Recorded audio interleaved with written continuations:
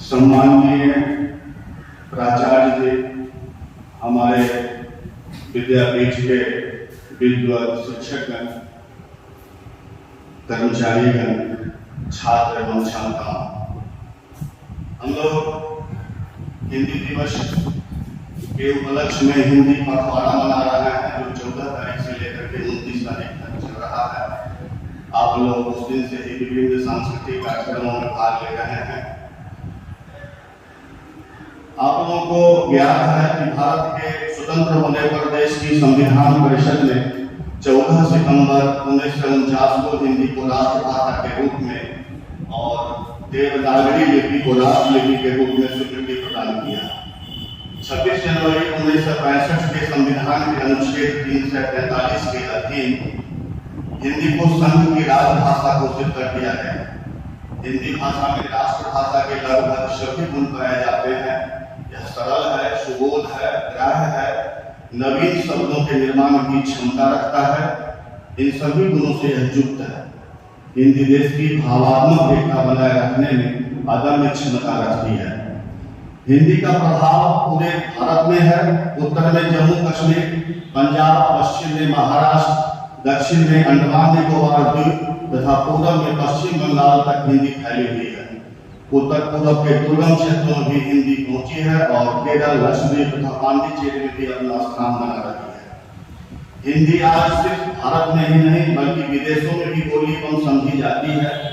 जहां बड़ी संख्या में भारतीय रहते हैं वहां सार्वजनिक जीवन में भी हिंदी बोली जाती है, समझी जाती है। ऐसे देश हैं फिजी, मॉरिशस, सूरीनाम, त्रिनाद और दक्षिण अफ्रीका। फिजी में तो 52% लोग हिंदी बोलते हैं और वहाँ की मातृभाषा भी है, सरकारी कामकाज की भाषा भी है। हमारे पड़ोसी देशों में भी जैसे नेपाल, भूटान, पाकिस्तान, अफगानिस्तान और श्रीलंका में भी हिंदी बोलने और समझने वाले भारतीयों की संख्या बहुत है। व्यापार के दृष्टिकोण से जहाँ जहाँ भारतीय बस गए वहाँ हिंदी का प्रयोग बहुत सुंदर ढंग से कर रहे हैं, जैसे कनाडा, इंग्लैंड और खाड़ी के देश। नेपाल में 53% लोगों की मातृभाषा हिंदी है।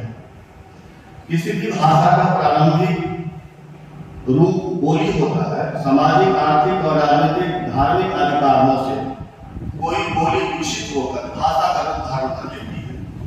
उसका प्रयोग क्षेत्र विस्तृत हो जाता है। भिन्न भिन्न बोलियों के लोग सामाजिक जीवन में निर्वहन विभिन्न क्षेत्रों में उस भाषा का प्रयोग करने लगते हैं।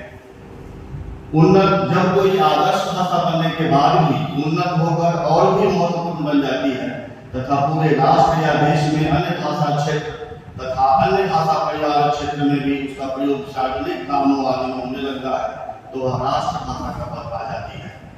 हिंदी उन्नत होकर मानक भाषा का रूप बन सामाजिक सांस्कृतिक विरासत का प्रतिनिधित्व कर रही है। हिंदी बोलचाल की भाषा तो है ही, साहित्य, शिक्षा, संचार माध्यम, धर्म के साथ ही विभिन्न शास्त्रों एवं विज्ञान की भाषा भी बन चुकी है। हिंदी के विकास में सबसे ज्यादा योगदान मुंबई के फिल्म उद्योग का है, जहां हिंदी सिनेमा को देखने के लिए हिंदी सीखा गया। विभिन्न प्रदेशों के लोग हिंदी को सीखे और तब उस सिनेमा को देखने में अपना सिनेमा को देख करके आनंद प्राप्त किए। इसमें मुंबई का जो फिल्म उद्योग है इसका बहुत ही योगदान है। हिंदी भारतीयों की आस्था और रीति रिवाज की भाषा है। हम कहीं भी जाते हैं, किसी भी प्रदेश में जाते हैं तो हमें पूरे संपूर्ण भारतवर्ष में संपर्क भाषा के रूप में कहीं कोई दिक्कत नहीं है। हिंदी के माध्यम से हम कहीं भी आ जा सकते हैं। सब जगह लोग समझते हैं और पूछते हैं, बोलते हैं। हिंदी भारतीयों की आस्था और रीति रिवाज की भाषा है। इस अवसर पर आप सभी छात्रों छात्राओं को बहुत बहुत शुभकामना। जय हिंद, जय भारत।